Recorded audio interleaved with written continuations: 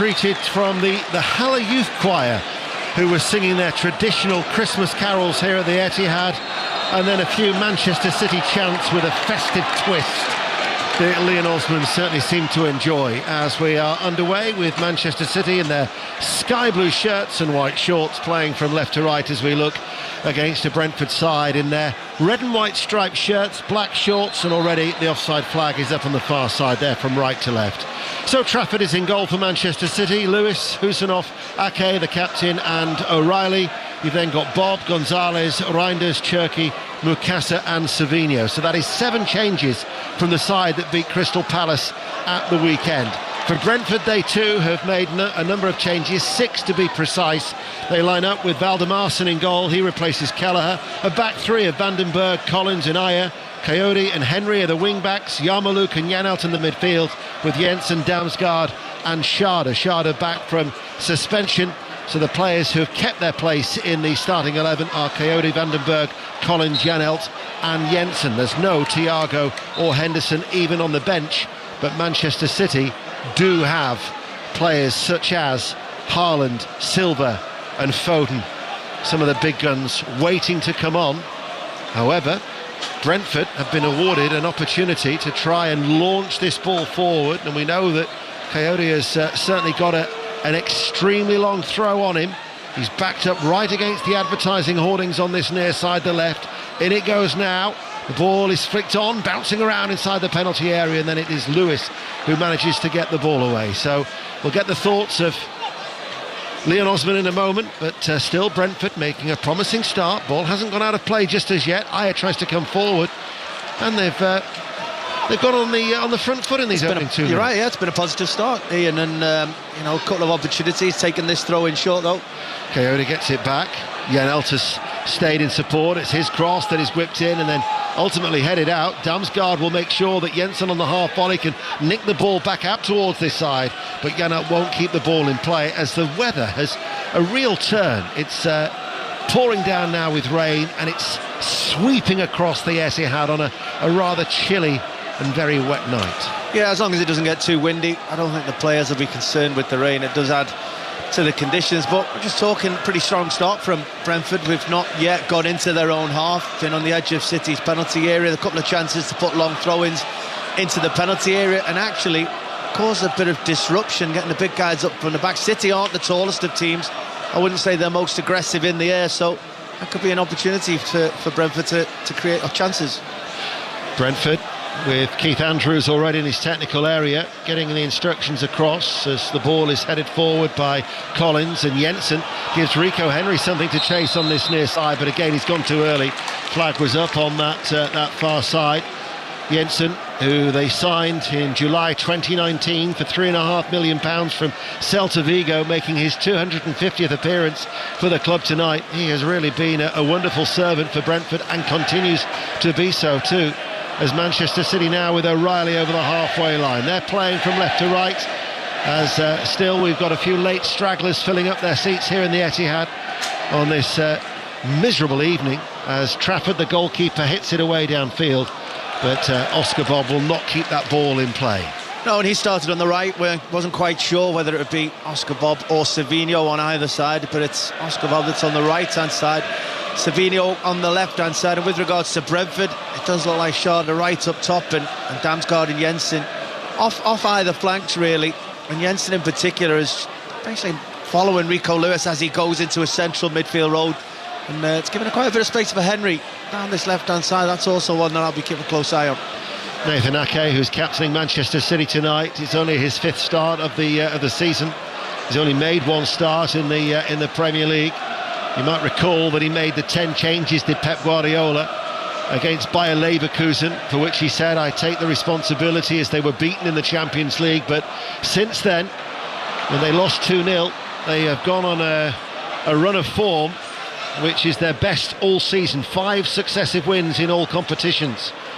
And in fact, it's the best since May and June, if you think that they went into that Club World Cup at the end of last season, as the rain now teeming down here. 0-0, 5 minutes played. Yeah, there was, go back, 18 months, 2 seasons ago, when Manchester City looked invincible, didn't they? You just felt they were going to win certainly more than 5 games on the run. They just had this crazy ability, and just that aura around just had seemed to be lost over probably the last year. But Pep Guardiola really pleased with the last 5 games, and not only the results, the performances at times, and going away to Crystal Palace, digging in, getting that one done. Ake floats it forward. Bob, the most advanced sky blue shirt, will run out to Cherki, who backheels the ball to Lewis. He's able to turn. Reinders now will play the ball short and square towards Cherki. Cherki just puts his foot on it. The little flick, though, came off the legs of Rico Henry, and it will be a Manchester City throw that they take quickly on this near side, the right. 0-0, 5 Live Sport. The next quarter-final doesn't get underway until 8:15 at St James's Park. Newcastle United against Fulham. The first half of that will be on Sports Extra, and then once we're finished here at the Etihad, then we'll switch from the northwest to the northeast for the conclusion of that game, as the ball is hit long by Trafford and Bobby's after it, but Rico Henry went with him, matched him stride for stride, and then on the run his backward header towards Valdemarson. Yeah, good pace from Henry. It was a really good spot from Trafford to realise that Oscar Bob not only had him in a 1v1 situation as Brentford tried to squeeze and press the centre half through the middle of the field, but also that he'd stolen a yard on him, and Trafford put the ball in behind. But with all this rain that is continuing to fall, just bounced off that slick turf, and Henry was able to get there first. Valdemarson, all of his 3 appearances before tonight have been in this competition, and indeed 5 of his previous 8 since he arrived. The Icelandic goalkeeper has also been in the League Cup, so there is consistency there from Keith Andrews, the head coach at Brentford, as Manchester City take a throw midway through the Brentford half on that far side the left. The triangular passing pattern has been disrupted, and then the ball from Damsgaard to Jensen, tried to quickly switch it out towards Rico Henry, bouncing ball. Husinov bundles into the back of Henry, might have also caught him on the back of the head, and the Brentford left wing back has stayed down. That was a firm challenge. Oh, it was a committed challenge. Just because that ball took a ricochet and just looped up into the air, suddenly it became a contested challenge, and Henry gets there first, only just. In fairness to Kushyanov, who was fully committed, just doesn't quite get into the ball, just barges into the back of Henry as he goes to ground. But yeah, easy decision by the referee. No let up in the intensity of the rain. Rico Henry is back on his feet, just rubs the back of his head. Valdemarson has come forward to take this free kick, 6 yards inside the Brentford half, all in orange, right-footed. That ball is launched long, O'Reilly heads it away, edge of the area, Damsgaard heads it up, drops towards Jensen. His header is popped back, Damsgaard on the stretch. It's like head tennis at the moment, won't come down at this stage. Ayer brings it under control, plays it out towards that far side, and unable to keep the ball in play was Yarmouk, and it will be a City throw, level with their own penalty area. 8 minutes, 0-0. Yeah, they don't need to mess around at the back, Brentford, in the desire to get the ball forward. You know exactly what they're going to do. Free kicks on the halfway line, pumping it forward, getting players around that City area. Husinov has got a little bit of time to run forward and carries the ball over the halfway line. He's almost midway through the Brentford half. Bob on this near side holds off Henry, staying tight behind him. Bob did well though under pressure, laid off by Cherki. Lewis running back, and his backward ball goes to Ake, who now goes back to his goalkeeper Trafford in a luminous yellow goalkeeping outfit. Again goes long on this occasion. Savinho is the player who runs into Coyote but gives away a free kick. Savinho, who has only scored 1 goal this season, that was in this competition against Huddersfield back in September, but has gone 25 games in the Premier League without a goal. Some of these players will be quite glad of the run out tonight. It'll be beneficial for them. Yeah, every player wants to play as much as they can, especially if you've got something to prove, and let me say Savinho falls into that category. Just say he's been here a while now. You'd expect him to have settled a bit more, gone on a goal score and run, have that return, because for the near future he's always going to be sort of thought about as Mahrez, isn't he? And he's certainly had a goal return in him. That's the voice of Leon Osman on BBC Radio 5 Live. Offside, and there'll be no VAR as well tonight. Said it's old school in the 6:30 desk when I was appearing in Drive with Chris and Claire. Old school, a 7:30 kick-off, and it's old school that there's no VAR. Yeah, absolutely, which I'll hold judgment on that to the end of the evening. But Brentford will be frustrated there with Shahada up front, because as that ball was played through, Coyote made a good run inside the channel, inside O'Reilly, and actually had Shahada left that, he would have been through on goal, and then Shahada would have come into play active in an onside position. They'd have had 2-on-1 with the goalkeeper. VAR, though, will be in operation at the semi-final stage, and the draw for the semi-finals will take place tonight at 25-11 after the Newcastle United Fulham game has finished. And then you nearly took my teeth out, Leon. You just gone and stepped on my microphone lead, which pulled it down and nearly ripped out my bottom set of teeth. You could have been doing the summarising and the commentating all alone there. I stood on my own microphone first. That's why I was reaching around. Apologies, Ian. That's all right. I thought I was clumsy with my size 12s. My word, your diminutive feet nearly wreaked havoc. Wouldn't have fancied dental surgery at this time of the year. Well, at any time of the year, to be fair. Anyway, 0-0. The outstanding quarter-final takes place next Tuesday, incidentally. Crystal Palace Arsenal will have commentary of that here on 5 Live. 0-0, 11 minutes played. Coyote, midway through the Manchester City half. Been quite an assured start from Brentford, hasn't it? Yeah, they've looked quite composed. They've moved the ball okay at wide. They've got it certainly across the pitch and forward very promptly. Offside against Shada again. Yeah, and there's another occasion where Shada's just, what do you say, losing concentration. He ran offside really, really early. And Kishinov and Ake were just happy to let him go, and at no point did he bother to get back onside for that pass. But if he was to, Brentford have been out a couple of situations now where they can play him through on goal. Yeah, that might offer a little bit of encouragement, particularly in light of no VAR. But Reinders now looks for Savinho, and he makes the run in round the back. Savinho with a cut back, and it goes in between both Oscar Bob as well as Divine Mukasa. Here's an opportunity for Cherki, and he's pulled it wide, edge of the area, left-footed off target. Divine Mukasa, who's an 18-year-old, only his third appearance for the club since he signed from West Ham United. They've all been in this competition, but it was a promising burst from Savinho. It was. He should have done an awful lot better when he got into the penalty area.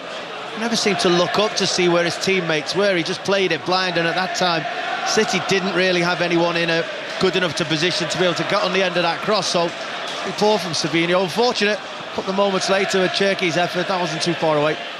Haaland doesn't tend to do the League Cup. He's only made 2 appearances in his Manchester City career. Has obviously scored in those 2, just the 1 goal, but he is on the bench, maybe required along with Phil Foden. Mind you, they've certainly been reliant on those 2. City have scored 16 goals in their last 5 games, and that duo, Foden and Haaland, have provided 10 of the 16. 6 of them for Foden is really very much a man in form. And Pep Guardiola, who with his puffer jacket watching on in the rain in the square technical area down below, will be hoping that he doesn't necessarily have to utilise those 2 players in readiness for the visit of West Ham United here on Saturday. A game, incidentally, you can hear live on BBC Radio 5 Live. It'll be our 3 o'clock commentary and the usual goal service. Reinders plays it forward. Oscar Bob slipped from Henry into the penalty area, and then the shot was comfortably saved by Valdemarson. Oh, he did everything right except for the finish. I mean, the initial movement was brilliant. It really caught Rico Henry out. He just took 2 steps to the ball and then spun in behind Henry, and Henry just wasn't expected it, lost his foot and slipped on the floor. Then he cuts inside. I think it was Van der Berg inside the penalty area, just scuffed his finish straight into the keeper's arms, who was very grateful to see that when it did, because that was an opportunity there for City. Had a couple of chances now, haven't they, Manchester City? Still 0-0, 14 minutes played. Cherki's dragged one wide, and then that one there for Bob, who is yet to still score at the Etihad. He's only scored 3 goals in his previous 46 appearances. In fact, his last goal was actually in the Club World Cup against Al Ain, so he's looking for his first of the season. But 0-0, quarter of an hour of play. League Cup quarter-final, live on BBC Radio 5 Live. Don't forget the TMS coverage of the second day of the third test in Adelaide will be underway at around 11:15 on Sports Extra. Australia resuming 326 for 8 in their first innings. That's 11:15 on Sports Extra. Ball played through the middle. Sharda. Husinov had to make the challenge, gives away a direct free kick and might well result in a yellow card here from referee Sam Barrett, and indeed it does. And the central defender is shown yellow. It was a sharp little run by Sharda. Well, Brentford are complaining to the assistant referee. They're complaining to the referee. That could have been a red card. Yeah. It really could have been. It was, for the first time, Sharda stayed onside. It was a good ball from Ayer all the way defensively over the top, in between the two City centre-halves. He takes a good first touch with his left foot behind Ake, who can't touch him, and then with his second touch just knocks it, and it's actually just seen it going into the penalty. It's on the angle. It's in between the 6-yard box and the edge of the penalty area. It's going into that position of the penalty area, so he would have been able to get an effort on goal. He would have been able to have a shot at that point. Kushnerov brings him down. Clear foul, no complaints or arguments with that. The referee brandishes a yellow, and City are relieved. Do you think the reason it was a yellow and not a red, because do you believe that it was a genuine attempt to play the ball? I think it was a genuine attempt to play the ball, but that only counts inside the penalty area when a penalty is given. And it's outside the penalty area and you're denying a goal-scoring opportunity. That would generally be a red card. And I don't think there's any doubt, really, that would have been the next touch would have been a shot had Kushnerov not brought him down. So, you know, Sam Barrett's made a quick decision. He's made an instinctive decision. Whether he thinks that's just going a little bit wide on the angle, maybe Ake could have got back and recovered. In my opinion, I don't think he could have, and I do think I probably should have expected to see a red card there. So you think that Manchester City are fortunate?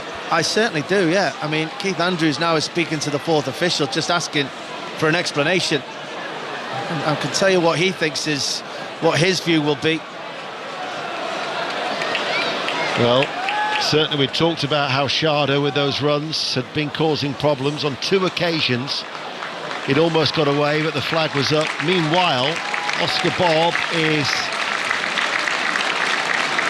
coming to the side of the pitch after getting treatment on the field of play, and I don't think he's able to continue, so Manchester City are going to be forced into a change. He's being consoled, and Oscar Bob, who's had a poor time of it, of course. He broke his leg in August of last year, and Phil Foden is going to be coming on. Not too sure that's a good thing or a bad thing, given his form from a Brentford point of view, but temporarily they are down to 10 men, Manchester City, and Foden is going to be coming on for Bob. Meanwhile, with no VAR, there's no chance to look at that again for that decision that saw a yellow card for Husinov. But this now will give Brentford a chance of a free kick. It is right of centre, and it's just under 24 yards out from goal, and you've got Janelt and Jensen, who are the 2 players standing over this free kick for Brentford in their red and white striped shirts. Janelt, who's yet to score this season. We know the threat that Jensen will pose from set pieces. Now, will Foden be able to join the playing before the free kick can be taken? And the answer is yes. So he comes on in the 19th minute to replace Bob. Foden is on, and he gets a lovely ovation too from the City supporters in these wet conditions. But because it's right of centre, it's asking a lot for Jensen here to go for goal. Certainly would suit the left foot of Janelt more, I would have thought, but we'll see. Free kick for Brentford, 0-0, live on 5 Live. It is Jensen, and Trafford gets it goal bound too. Pushes the ball out with both hands. It was on target. It was. He went over the wall. You're talking about angles. He went with that one over the wall, giving it as much width away from the goalkeeper before it comes back on target. Did the first part right, gets it up and over the wall and on target. That City wall did split, actually, making it a bit more difficult for the goalkeeper, but it was never really in the corner, just 3 yards to his left, and that was a comfortable save for Trafford. The ominous statistics for Brentford from a Phil Foden point of view. He's been involved in 7 goals in his last 5 games. He's scored 6 and the 1 assist, and he's been involved in 11 goals in his last 11 League Cup starts, where he's scored 4 goals and 7 assists. Oh, he's definitely having the most wonderful time of the year. Oh, that was dreadful. That was far from what you would say a Christmas cracker. And the fact that poor old Owain, our engineer, he seemed aghast at the fact that you haven't got a few of them lined up to try and... No, not this year. Oh, I know what's going on. I did last Christmas, but not this year. I've already cottoned on what you're doing. You've been given a list from some, well, certainly not one of the 3 wise men who looks after our 5 Live social team, and you've got to try and get in as many Christmas songs as you can into the commentary. The fact that I'm just here to watch a good game of football here. You've been rumbled. Here is Foden, right hand side. His low ball cleared by Collins, only as far as Gonzalez. The rain is causing problems. We saw earlier Rico Henry slip. Now we've seen Jensen have a little slip as well. Yeah, it wasn't really coming down prior to kick-off, was it? They actually watered the kickoff for 10 minutes. Watered the pitch for 10 minutes before kick-off, and then it's not stopped raining since. So yeah, maybe 1 or 2 players will have to change boots at half-time. Cherky looking to link up with Mukasa, and then the shot slashed on the edge of the area by Savinho, and it was off target. You weren't very subtle, really, were you? I was, or I wasn't. No, you weren't. I don't think that's part of the game. I mean, I'm not being funny. If you were Santa Claus coming down the chimney, I'd hear you. I'm not sure what to say about that. I'm really not. That's the first one. I rumbled you on the first one. Well, you'll have to listen back. Well, believe me, I've got better things to do. 22 minutes played, 0-0. BBC Radio 5 Live. We're also live on the BBC Sounds app. And the ball goes all the way to Valdemarsen. There's no pressure on the Brentford goalkeeper at this stage. No movement either from those in a red and white striped shirt. So Valdemarsen, I think, is going to have to go out wide to Aya. And then Aya will get the ball back. They're playing with the 3 at the back. They've pushed Rico Henry quite high up on this near side, the left. Collins and Van den Berg are the other 2 central defenders as Damsgaard tickles the ball down the line, and it's helped on its way to Sharda. And for a 3rd time, Sharda has triggered that offside flag. I remember years and years ago doing an FA Cup tie. It was Sunderland against West Ham. And West Ham had Canute. Harry Redknapp was the manager. And they kept triggering the offside flag. It must have gone up about 8-9 times, and then eventually Canute got in. Yeah, and scored. If I'm a teammate of Sharda, if I'm part of the coaching staff, the management, I'm just telling him just to be aware, because it doesn't even have to be as tight as he is. He could come from a couple of yards deep. City are trying to purposefully play offside, and Brentford are falling into the trap. Gonzalez runs through from midfield, lays the ball off to Cherky. Cherky into the area. Valdemarsen. Well, he managed to push the ball away. I think it deviated in the air as he dropped down and stooped. With both hands, they've taken the corner quickly on this near side. And this is Cherky. And then the ball played in by Mukasa to Foden.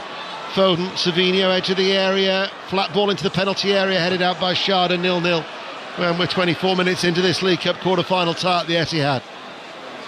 City are capable of just turning it on, going from back to front, couple of quick passes and getting opportunities. And the goalkeeper did well to keep that out in the conditions. You just felt it just skidded through his hands slightly as he tried to make the save, but he kept it out.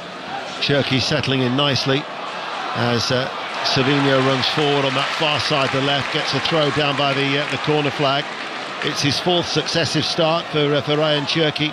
It's his best run since he arrived, and certainly looking a likely threat for the home team. 24 minutes played, but Valdemarsen, in the end, it looked an awkward save, but at least he got his body behind it and managed to push it away from the danger area. Here's Cherky once again running forward, goes down, gets a corner kick for Manchester City. He's looking a threat. Yeah, he's been bright. Sometimes when I look at him off the ball, he looks like He's just drifting through the game, sometimes not interested, and then as soon as the ball comes near him, he really does come to life. And I think particularly since Phil Foden's joined the action, I know it's only a few minutes, but them two have played within 4 or 5 yards of each other, linked up on numerous occasions already. What an extremely congested 6-yard box it is for this corner kick that is going to be incoming now from that far side. Didn't beat the first man, no, on the volley, met by Reinders, left-footed, just outside the D, hit it sweetly enough, but over the top of the crossbar, and it goes out for a goal kick. Manchester City 0, Brentford 0. Oh, and here is good old Santa Claus, Leon Osman. Brilliant connection. I'm going to talk football though, Dean, if that's okay. Brilliant connection there from Ryan. Just quite unfortunate to see he actually, that old statement, he caught it too well. He really did. He could never keep that down when you hit it so sweetly from only 18 yards out. Very unfortunate. Damsgaard with a layoff. Yarmouk looking bedraggled in the rain. Ball passed out wide. Coyote gives it back then to Ayer. Lets it come across his body back towards Vandenberg. Cherki pressing on the Brentford back line. They go back out towards the right, but they play it short and neat. And 26 minutes played, still goalless here on 5 Live. An 8:15 kickoff between Newcastle and Fulham. An 8 o'clock kickoff at Tannadice, Dundee United against Celtic. Kenny Crawford will keep us up to date with that as Celtic look to try and close the gap on leaders' Hearts. Incidentally, we'll have commentary on Sunday at Tynecastle. Hearts Rangers at 1:30, and then Aston Villa Manchester United at 4:30 on Sunday. A lot of live football to look forward to at the weekend. But in the pouring rain, it's this League Cup quarter-final. Chelsea, of course, last night through. Late goals as they beat Cardiff by 3-1. Manchester City, who are looking to go beyond the quarter-finals for the first time since 2021. Competition that they've dominated. They've won it 6 times in the last 12 seasons. As Reinders links up with Cherki, and Reinders burst through. Mukasa is to his right. Here is the teenage forward into the penalty area. Doubled up with him with red and white striped shirts. Back to Cherki, comes to a standstill. Tries to thread it through. Rebounds to Lewis. Mukasa runs in field. Left-footed effort, blocked. Brentford have got everybody back behind the ball and are forming a red and white wall that Manchester City are trying to bypass at this stage. Come on City is the chant inside the Etihad. But then they give the ball away to the supporters' frustration. And Coyote and Ayer will pass the ball between them at the back and then see it back towards Valdemarson. Yeah, sloppy that from Manchester City. They've not found it as easy as they may have in the past up against a very stubborn Brentford defence. Those 3 centre-halves, 2 deep players in front of that trying to protect it. I think City have made a slight tactical change since Phil Foden joined the action. I think Mukasa's come over to the right. I think Cherki and Foden are 2 false number 10s, just trying to suck that back 3 of Brentford out of place. Henry takes it high on the chest, runs forward, attacks Lewis, but Lewis was an excellent challenge. Watchful defending and a well-timed sliding challenge in the penalty area. Henry actually has felt the effects of that and he's hobbling. But that was excellent defending from Rico Lewis. Yeah, it was a full force challenge. Go into ground, slide and inside the penalty area. If you get that slightly wrong, it's an obvious penalty kick. But he trusted himself, he trusted his timing, he trusted his eye for the ball and making the tackle. And it was wonderfully timed and a really positive moment for him. At a walking pace for Manchester City with O'Reilly, the left-back. Just cuts it back along the ground towards Ake. Leading Manchester City this evening, now with Husinov. He of the high forehead, Damsgaard will run towards him. And then dug out by Trafford, and that ball is going to go out of play for a Brentford throw. Pep Guardiola looks animated, gets his instructions across to his players. I think he's asking for a little bit more leadership on the field from Ake. He's literally just been shouting over to him, trying to get him to, whether it was just get the players up the pitch, which he just did in that moment, or just to get him to start demanding a bit more tempo on the field from him. He's not overly pleased at the moment, Pep, in front of us. Reinders with the layoff to the far side, the left for Savinho, comes in off the left touch line. Now the ball is with Lewis, who's inverted and then almost thought had been corner possession by Damsgaard. However, Manchester City still have it. Savinho strokes it back. Gonzalez. Lewis now almost playing as a central midfielder. Husinov is the one who's furthest out wide right. Now Cherky midway through the Brentford half, good 10 yards in from the touchline, shown on the outside by Jensen, and runs into Rico Henry, and then the ball with that challenge from Mukasa, who's drifting out, isn't he, the young forward? Yeah, that's to this right side. It looks like an actual tactical change. I mean, the furthest player forward in that attack was Reinders playing as a false number 9. Cherky and Foden have definitely trying to play just 5 or 10 yards off that Brentford triple defence, and they've not really got anyone to play up against those 3 centre-halves at the minute. So they're playing now with a false 9 then, aren't they, City? With Cherky and Foden as close to the penalty area as possibly they can, with Mukasa out wide right. Yeah, Mukasa's definitely out wide right, Savino's out wide left. Is it 1 false 9? Is it 2? They're both trying to get into decent positions. Reinders trying to make runs from deep. I mean, it should be very congested in there for them to actually go through. Brentford are still not prepared to give up that space. Savinho goes on the outside of Coyote, bursts forward, Savinho with a cross. That was a well-timed run by Janelt, headed the ball up, and then Henry has to concede the corner with another header. Yeah, vital. That's exactly what Manchester City are looking for, to get either 1v1 with the wing-backs or get balls played in behind them, and then from that moment, as they're delivering the ball in, every player will be running towards that Brentford goal. All City players able to attack the space. It's more difficult for the 3 centre-halves to defend against. That's Leon Osman. 31 minutes played, 0-0. Manchester City have got a corner here on this near side, the right. The goalkeeper has taken out one of his own players, Sharda. Edge of the area, fired back in. Oh, what a goal that was from Ryan Cherky. What a stunning goal from the edge of the area. Right-footed, with real power, finds the top right-hand corner. That was a stunning goal, and Manchester City lead 1-0. Absolutely joyful and triumphant.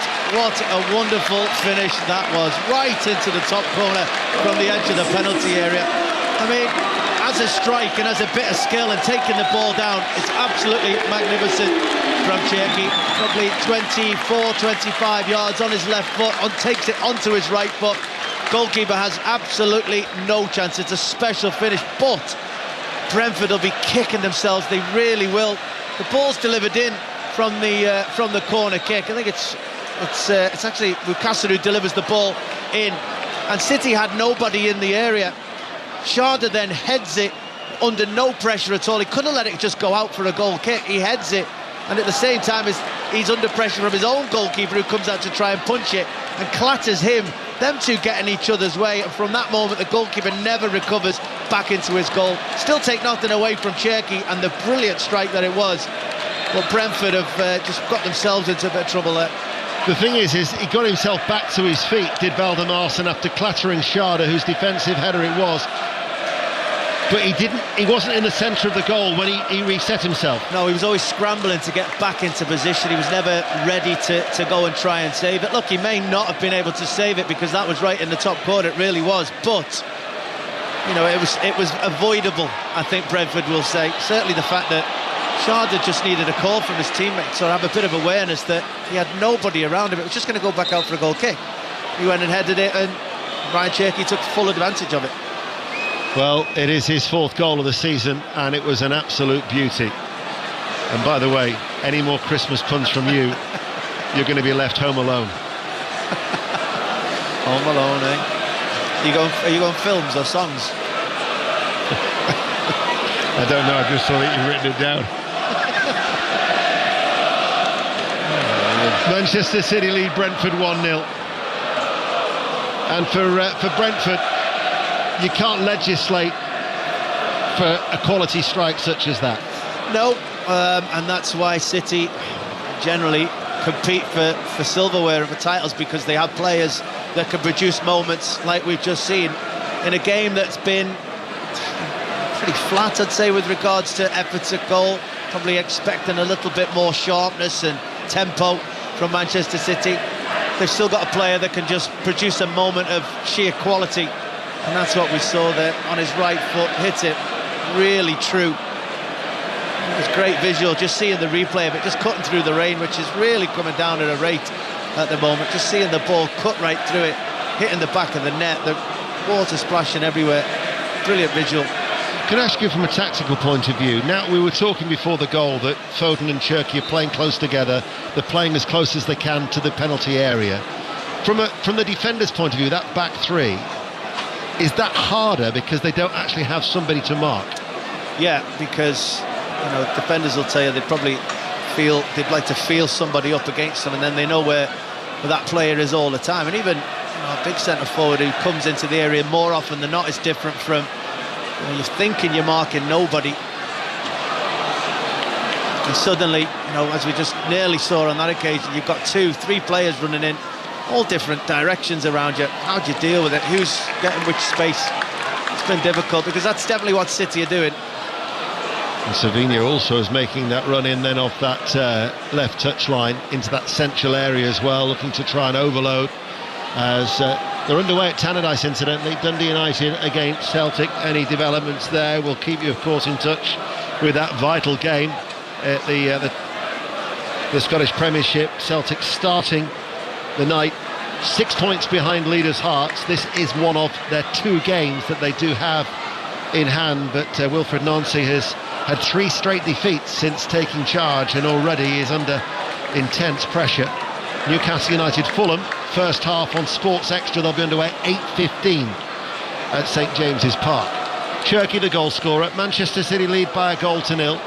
Lewis helps it on its way towards Mukasa, can't keep the ball in play, and it will be a Brentford throw. And so Brentford now have just got to try and stay in the game and certainly not look to concede a second one before the break. Stay in the game for the next 5 or 10 minutes or so. Don't allow City to just get away from them. That's what they can do, City. 1 becomes 2 and 3 quite quickly. And if you just lose your concentration, you make another mistake, the game is gone.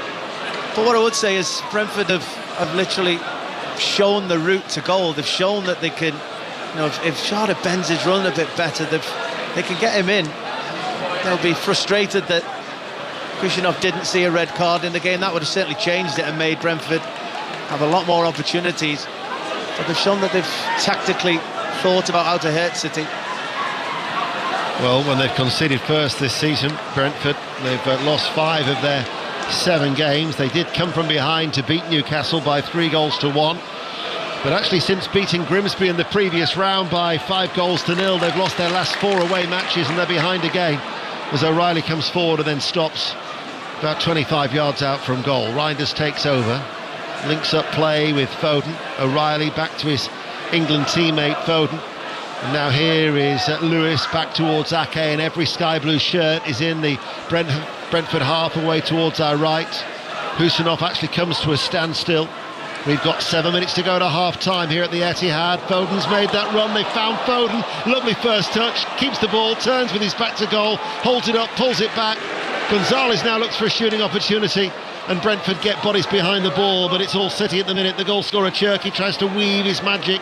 He's already scored 1 goal, which was an absolute gem. He's looking for another one here in the pouring rain, and Brentford now are having to try and contain and doing a lot of the chasing. Yeah, it seems strange to say, but everybody did well there. I mean, Foden made a good run from deep. Cherki spotted him, just looped it over the top. Foden managed to look like he was going to be going through on goal, probably 12 yards out on line with the front post. Goalkeeper hesitated, went back in because he knew he couldn't get there. And then I think it was Ayer got back and really defended that Phil Foden situation. No surprise Foden kept the ball well under pressure. So Manchester City are ahead by 1-0. How's things started at Tannadice? Kenny Crawford. 9 minutes gone, Dundee United 0, Celtic 0, but a fairly acceptable start for the visitors. They've had 3 half chances in this opening period. Daisen Maeda down the left causing a few problems. Johnny Kenny heading over, and then a moment ago having a shot straight at Dave Richards, saved. But if you hang with me just for a second, Luke McCowan is about to take a free kick about 19 yards out, just outside the box, and it's looking promising. Left-footed, he'll take it, just break in on me. It's actually Bernardo, no, it's McCowan who's taking it left-footed, blocked by the wall. Dundee United 0, Celtic 0. Cheers, Kenny. Manchester City being hounded now by Brentford, and it's Jensen up against Lewis. Sharda is also there, and they're having to dig in. The last touch came off a Brentford player, Sharda, and that will be a goal kick. But since they went behind and they'd made such an encouraging start, they were making forays forward. Sharda a number of opportunities where he'd been caught offside. They've been pushed back at Brentford. Yeah, well, I'm just looking at the setup now, and there's nobody in the centre circle. City have got Musaka on wide right, they've got Savinho wide left, Brentford have got a player back each. Everyone else is probably 15 yards from City penalty area as they're trying to press forward. So what's happened is Brentford had started well, we're tactically doing okay. You know, maybe could have gone through on goal, the potential red card situation.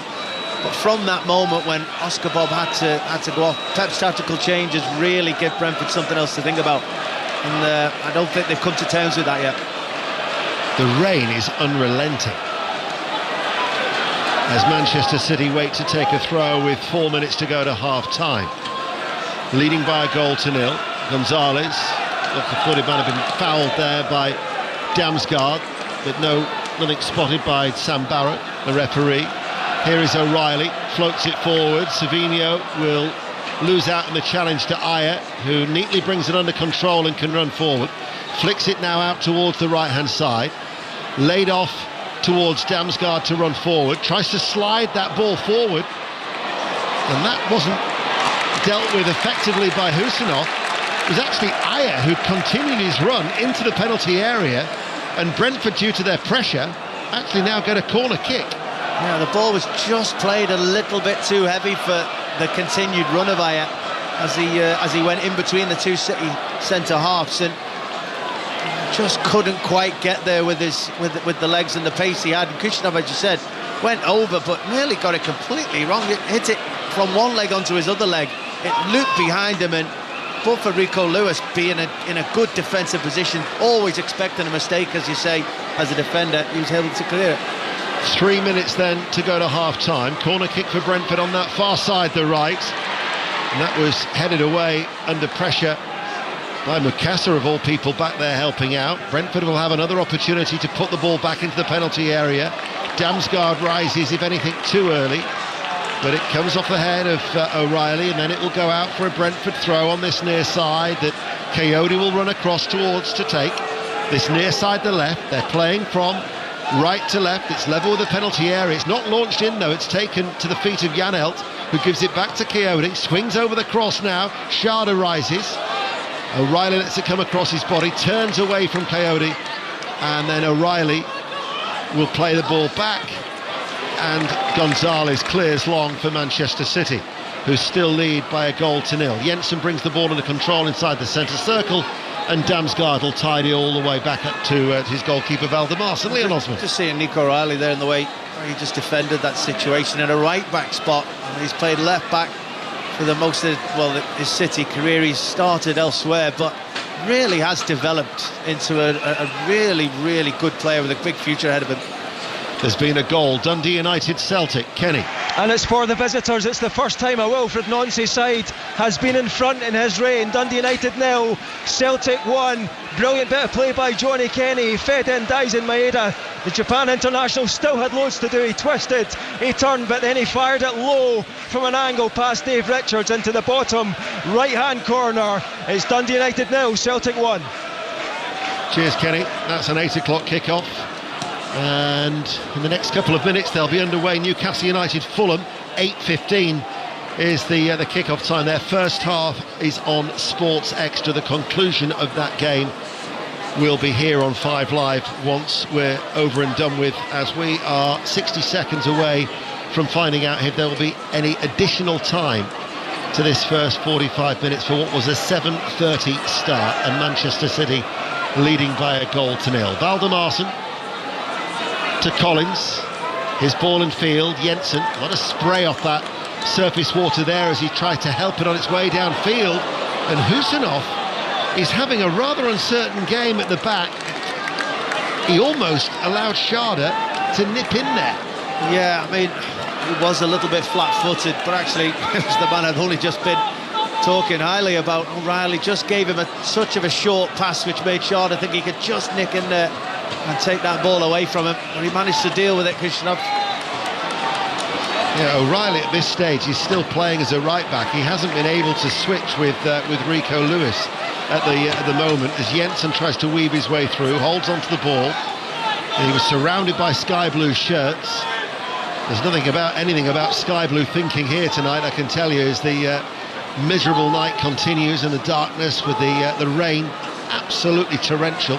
Coyote on that far side, the right. Now we're waiting to see how much added on time there will be from Farai Hallam, the fourth official. 3 minutes of added on time, which we're now into.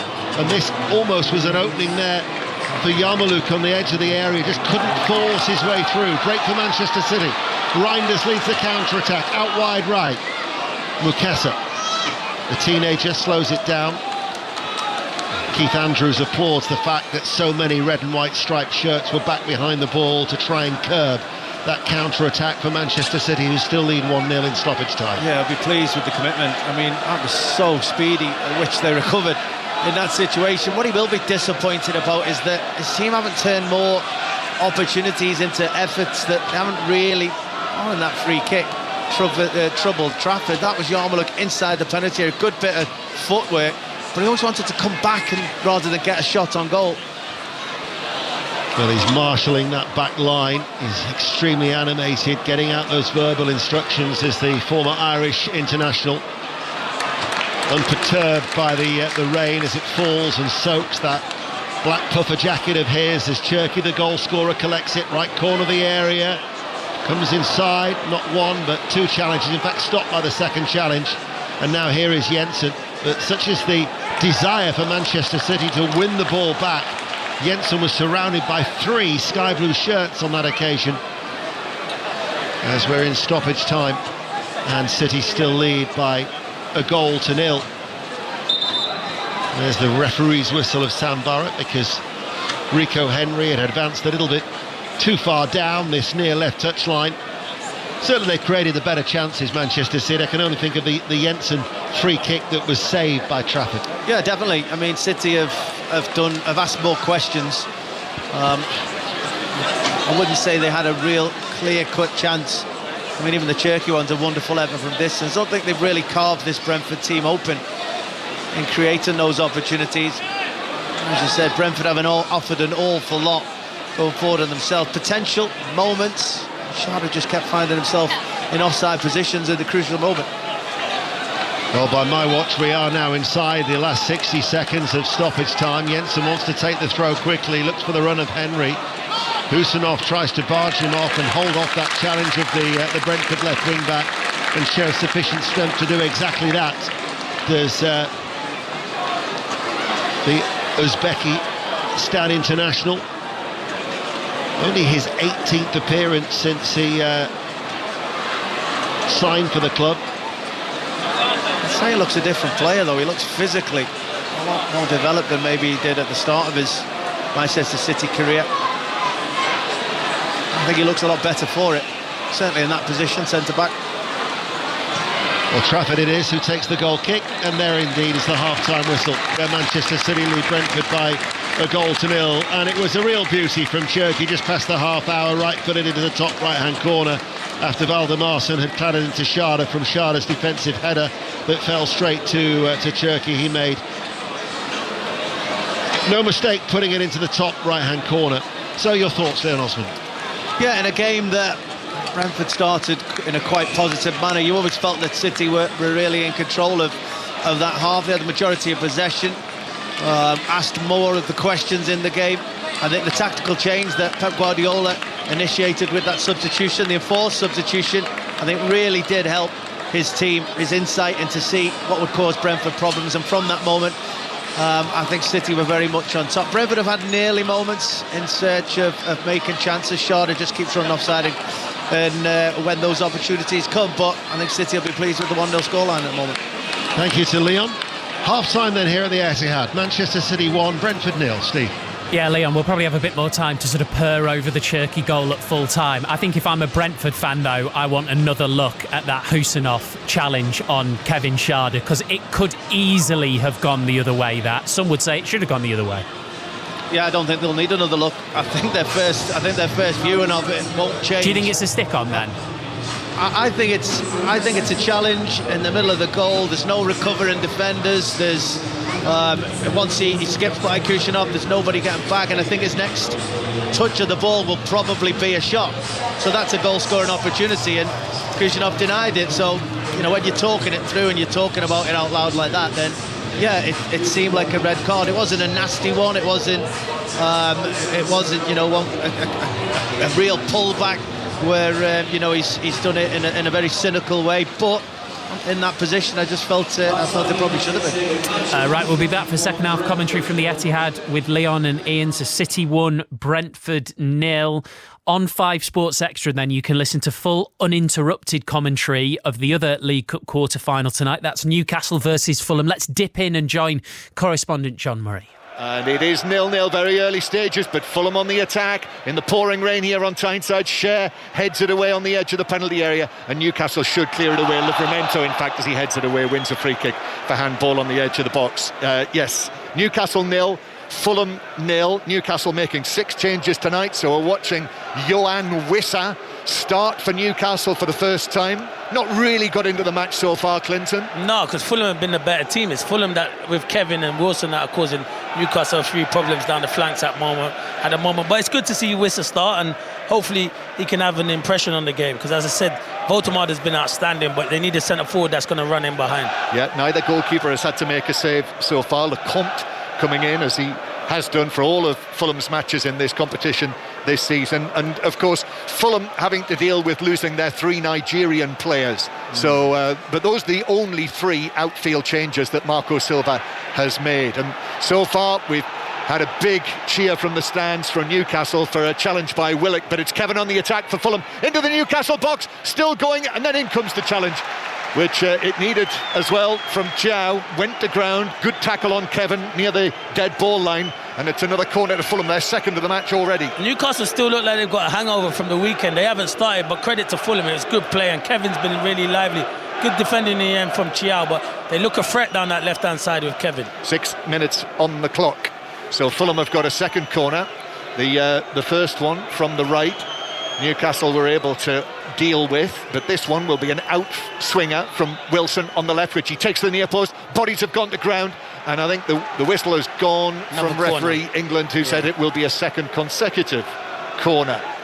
So it was deflected behind at the near post. So Wilson again, this is not what Newcastle needed. You know, the Gallagate end behind the goal with the rain pouring down from the dark heavens, watching as the ball is played in, and it's headed away for Newcastle to comparative safety. So 7 minutes played here at St James's Park in the third of the quarter-finals. It remains Newcastle 0, Fulham 0. And you can listen to commentary right now, as I say, on 5 Sports Extra. Wilfried Nancy looking for his first win as Celtic manager tonight. They're at Dundee United in the Scottish Premiership. Kenny Crawford. 23 minutes gone, Steve. It's Dundee United 0, Celtic 1. That 13th minute goal, his 7th of the season. Japan international Daisen Maeda, a typically deadly finish into the bottom right hand corner from him. Not something we've seen loads of this season, but Celtic have been in a bit of disarray, as many people know. The main thing, Steve, that you notice, and I was there on Sunday at the League Cup final, Celtic looks so much more confident and cohesive tonight. They're getting in behind Dundee United every 2 or 3 minutes, it seems. Johnny Kenny had another chance a little minute ago, and the caveat to all that is that Dundee United have done very little to test the fragility at the back, but at the moment it looks like Celtic might be turning a page here in terms of this Wilfried Nancy reign. We'll see. Plenty of this match to go though. Dundee United 0, Celtic 1. If it stays like that, Celtic will be 3 points behind Hearts with a game in hand at the top of the Scottish Premiership. Women's Champions League, remember, Manchester United at Juventus, Arsenal at Leuven, Chelsea at Wolfsburg. We were wondering, Katie Smith, before the games kicked off, how many English teams would go through automatically in the top 4. As it stands, it looks like none. None, exactly. And I promised you chaos, Steve. It started raining in with the goals. We've had so much movement in this league phase very tight table already with about 25-ish minutes played in all 9 kickoffs. So top 4 guaranteed quarter-final place. And it was only Chelsea, as you say, of the English sides that had it in their own hands. A win against Wolfsburg and they would be into the final 8. But they trail. They're 1-0 down. Alex Popp scoring for the German side. Lovely finish on the toes on the half volley. Arsenal in front against Leuven. Olivia Smith with her first goal in 6 games. As a Manchester United away at Juventus, who started the day in 4th. Back-to-back losses, United, coming into this. What an incredible goal as well from England international Jess Park. So, as things stand, you rightly say Chelsea outside the top 4. It's actually Arsenal leading the pack in terms of the English side. So they sit 5th. They've moved up the table. Manchester United matched on points, both of them on 12. Chelsea down in 7th now on 11 points. So a long way to go, but it's all a moving. And it's moving at St James's Park with the opening goal of the night, Gary Flintoff. It certainly is, Steve, and exactly what the Newcastle United fans wanted. An early goal and a goal for Johan Wissa on his first start for the club. Not great goalkeeping from Benjamin Lecomte. The ball came in from the right, Murphy with the cross. Lecomte should have done better, straight into the path of Wissa, and he couldn't miss from around about 5 yards out. That's woken them up here. It's Newcastle United 1, Fulham 0. Commentary on 5 Sports Extra. We'll join it on 5 Live once we're done at the Etihad. Second half commentary on the way of Manchester City 1, Brentford 0. Before we get to that, we'll tell you why Carlos Alcaraz has split with his long-time coach and will be in Miami ahead of Anthony Joshua's fight with Jake Paul. We'll do all of that after the news with Ryan Dobney. The voice of the UK. This is BBC Radio 5 Live. 2 people have been arrested at a pro-Palestinian protest in London. That's after shouting what the Metropolitan Police said were slogans involving calls for intifada. Well, it comes after a joint statement from the Met and Greater Manchester police forces saying their policing of the events would be more assertive. That was after the Bondi Beach attack at the weekend in which 15 Jewish people were killed. Well, our correspondent Lucy Manning says the reaction to the police statement has been mixed. Jewish communal groups have largely welcomed it, but they point out that they have been calling for protection for British Jews for some time now. The Palestine Solidarity Campaign, who organises these demonstrations, says this is a suppression of protests, that one group shouldn't be allowed to determine and interpret what words mean. They said the Bondi attack shouldn't be used to limit free speech. I just wasn't quite sure. The government's threatening legal action against the former owner of Chelsea, Roman Abramovich, unless he donates funds from the sale of the football club to Ukraine. Around £2.5 billion has been frozen since he was hit with sanctions over alleged links to the Kremlin in 2022. Sir Keir Starmer's described the latest 5-day strike by resident doctors in England as dangerous and utterly irresponsible. It's the 14th walkout by members of the BMA union in a dispute over pay and training. Macclesfield Football Club have paid tribute to forward Ethan McLeod, who died in a car accident on the M1 motorway whilst travelling back from a game last night. The club described the 21-year-old as having a lust for life and unwavering work ethic that inspired everyone around him. And the 32-year-old son of the Hollywood director Rob Reiner and his wife Michelle has appeared in court. Nick Reiner is accused of murdering his parents. He was arrested hours after their bodies were discovered at their home in Los Angeles on Sunday. Smith launches it. He's finished it off with a 6. Emphatic win for Australia, who are 2-0 up with 3 to play. The Ashes on 5 Sports Extra and BBC Sounds.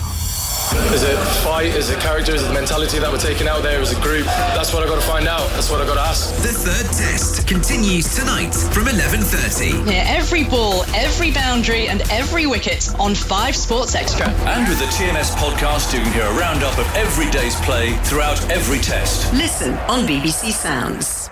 This is 5 Live Sports with Steve Crossman. Listen on BBC Sounds. Arsenal have scored a second goal at Leuven in the Women's Champions League. It means they are outside the top 4 automatic places on goal difference only. It's the final round of games and they're only 1 goal behind Wolfsburg, who still lead Chelsea by a goal to nil. It's Juventus 0, Manchester United 1. Second half commentary on the way. League Cup quarter-final, Manchester City 1, Brentford 0. Newcastle lead Fulham by a goal to nil in tonight's other quarter-final. That's on 5 Sports Extra. Surprising tennis news next. World number 1 Carlos Alcaraz has split with long-time coach Juan Carlos Ferrero ahead of the new season. BBC Sport tennis news reporter Jonathan Ureko said this is very unexpected. It has come out of nowhere, yeah. It was pretty much a shock when the news broke earlier today, because in terms of current player-coach setups, this is pretty high profile. So that makes it feel even more seismic, really. Generally, it seemed like this partnership was strong, fruitful and not in jeopardy, because after all, it's come on the back of Alcaraz's finest season of his career. He's won 2 major titles, the French Open and the US Open. He's won 6 other ATP Tour titles and finished year-end as world number 1. So, yes, sources close to Ferrero told me that he wanted to continue, so that indicates the decision was fueled by Alcaraz, but he's not given any explicit reason yet why this has happened. So I think it's a story that we're going to learn more from over the coming days and weeks. Yeah, and over the coming months, it's going to be fascinating because all 6 of his Grand Slam titles were won under Juan Carlos Ferrero. So however Alcaraz navigates this now, this new season is going to be a totally new experience and a totally new challenge. Alcaraz's whole career has been guided by Ferrero, who himself is a former world number 1 and won the French Open in 2003. Ferrero was headhunted by Alcaraz's agent, Albert Molina, when Alcaraz was just 15. They obviously knew what a talent this guy was. And I can remember Ferrero telling me a few years ago that when he first saw Alcaraz play, he had a physique like a piece of spaghetti. But he also saw that Alcaraz had this phenomenal talent, particularly this forehand, which is ferocious even at that age. And he saw a lot that he could work with, which is what's happened over the past 7 years. He's developed him and turned him into a Grand Slam champion and one of the greatest players of his generation. So it will be very interesting to see how Alcaraz evolves, how he thinks he can evolve, and why he's ultimately made this decision. What I would say is that it does appear that Samuel Lopez, who is a long-term member of the coaching team who worked closely with Ferrero, is going to stay on next season. And he was the guy who did help Alcaraz make tweaks to his service motion, which was very important to his success in 2025. So I think there will be a level of continuity there, but Ferrero has been such a big presence in Alcaraz's coaching box, always there offering guidance, always there offering encouragement. It'll be fascinating to see how Alcaraz can adapt without him. That's our tennis news reporter, Jonathan Ureko. Another goal at St James's Park. Gary Flintoff. Well, this one is developing very nicely, Steve. Fulham had started the better. They were 1 down through Johan Wisser's goal, but they're now level. 1-1. Sasa Lukic arriving late in the penalty area. Bullet header past Ramsdale into the back of the net. It was a great goal, well worked down the left-hand side, and it's Newcastle United 1, Fulham 1. Let's take a quick trip to Miami, shall we? Anthony Joshua, Jake Paul this Friday. Of course, first glimpse of the fighters last night at the open workout. Steve Bunce is there for us. Steve, just give us a big old scene set. What's it like out there? Well, I'm standing on a beach that's about 15 miles long, and this is the last of the daytime sun. There's several different colours of green and blue, and just to my left there's the Fontainebleau Hotel, scene of one of the greatest moments in James Bond movie history and also literary history. Oh, and there's also a fight between a guy from Disney and a former Olympic champion, a double world champion. Do you want me to continue, Steve? Do you want more? Do you need more? Do I need to make you more envious of my position? Yeah, go on, give us another 20 seconds, Steve. It's absolute carnage. It's a carnival, just like we hoped it would be. No, I mean it's absolutely brilliant because there's a mix of all of the Netflix people. So Jake Paul arrived yesterday in a tank. He's not even got a licence to drive it on the street. He could barely park it. He got out of this tank, a proper tank. So he drives a tank down Ocean Boulevard, parks up, comes into the Fontainebleau. In the Fontainebleau, there's a mix of old boxing faces, men like Russ Amber, who's been in the game 40 years, just got into the International Hall of Fame. And then there's all of the new people, the sort of hype merchants that Jake Paul loves. And then there's Anthony Joshua. And Anthony Joshua's starting to look and walk regal. He seems majestic. Maybe that's just the company he's keeping this week in Miami. And I guess I'm keeping the same company. If he's the king, I'm playing the prince, and I'm loving every second of it. Cheers, Bunsey. Thank you. Steve in Miami on the 5 Live Boxing podcast every day this week. You can find it on BBC Sounds. Newcastle 1, Fulham 1, 5 Sports Extra for the commentary. We're off back to the Etihad. Manchester City leading Brentford by 1-0. Leon Osman, I don't know how many of your song titles you got in, but if you've got a list, check it twice. I will, Steve. Don't you worry. All yours in. Well at the moment. My word, my word, my word. John Murray actually texted me the same to say that as well, Steve, so that's just gone and ruined it.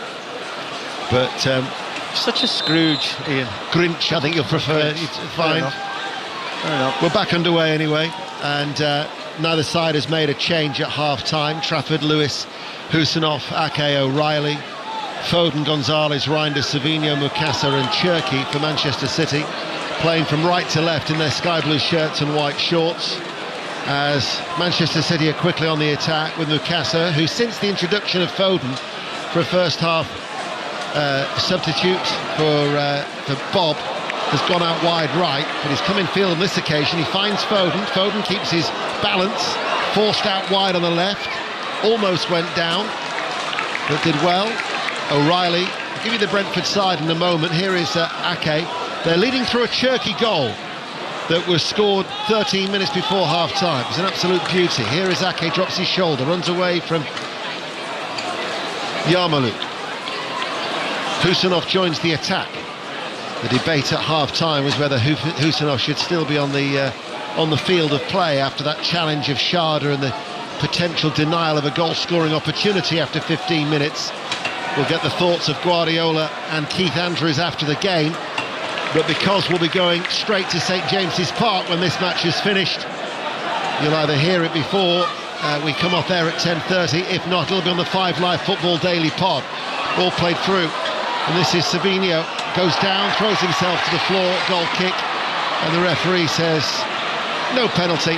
And that'll be a goal kick to Brentford. And they have Valdemarson in goal. A back three of Vandenberg, Collins and Ayer, Coyote and Henry, Yarmouk and Janelt, Damsgaard, Jensen and Schade. Red and white striped shirts and black shorts. Still the rain continues to fall. Here's Leon Osman. Yeah, I mean, City started this half as well as Brentford started the previous one. It's been played inside this Brentford half. Potential shout for a penalty kick there from Savinho, but I think it was really looking for that. Ayer didn't offer enough of a challenge, but I'm quite sure what Keith Andrews would have said at half-time, but only a goal behind, quarter-finals of a cup competition. Yes, you're away from home. It's still all to play for Brentford, I'm sure they feel. Yeah, still very much in the tie. One goal, of course, would level things up and have the potential then to take it straight to a penalty shootout. There's no extra time, as they've already beaten two sides from the Premier League to get this far already, in Bournemouth and Aston Villa. But Manchester City on their own patch is another prospect altogether when you consider their form. They've won 13 of their last 14 home League Cup ties, scoring 43 goals in the process before tonight. For Brentford forward, but that was stopped the run of Rico Henry by Husanoff. Sky blue shirts of Manchester City in front of that stand on the far side, and then ball is along the ground by Phil Foden. Certainly helped the Manchester City cause since his introduction, the sheer nature and just the quality that he possesses. Yeah, he's in such good form, isn't he? So confident, and when he is playing like this, you just want to give him the ball, and he can just be such a calm and influence at any stage or any position on the pitch. And Cherki now runs forward on that far side, the right, carries the ball with a swagger, enters the penalty area, looks for Foden, Gonzalez, O'Reilly shoots, got hold of it well.